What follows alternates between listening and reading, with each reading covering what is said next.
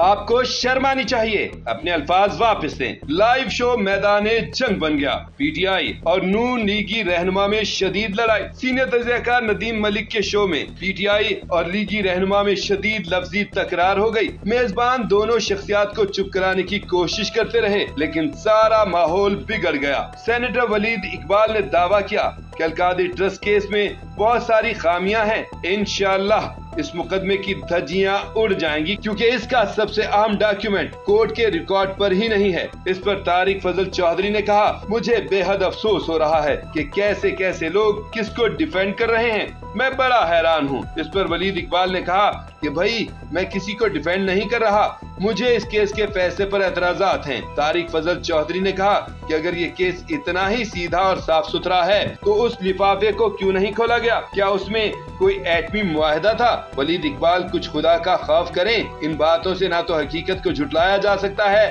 और ना ही ये केस खत्म होगा। सब जानते हैं कि पैसा चोरी हुआ। वलीद इकबाल ने कहा कि किस प्लेटफॉर्म पर साबित हुआ कि ये पैसा चोरी हुआ? एनसीए ने ऐसी कोई बात की ही नहीं। तारिक फजल चौधरी ने इस पर कहा कि एनसीए का दिमाग खराब है कि वो ऐसा करे। वलीद इकबाल बच्चों वाली बातें कर रहे हैं, उन्होंने अपनी फीस देनी है तो ले लें, लेकिन जज्बाती ना हो। ये सुनते ही सेनेटर वलीद इकबाल शदीद गुस्से में आ गए और कहा कि तारिक फजल चौधरी को ऐसी बातें करते शर्म आनी चाहिए, अपने अल्फाज वापस लें। तारिक फजल चौधरी ने कहा, शर्म मुझे नहीं, आपको अपने रवैये पर आनी चाहिए। पीटीआई वाले तो सारे बावले हो चुके हैं। सेनेटर वलीद इकबाल ने कहा कि मैंने तारिक फजल चौधरी की जात पर कोई इल्जाम नहीं लगाया, लेकिन वो ऐसी बातें कर रहे हैं, मैं तो बस अपना तज्जिया दे रहा हूँ। इस दौरान नदीम मलिक ने दोनों शख्सियात के दरमियान बीच बचाव कराने की कोशिश की और कहा कि तारिक फजल चौधरी साहब, आप जाती इख्तिलाफ करें, लेकिन वलीद इकबाल पर इल्जाम न लगाएं।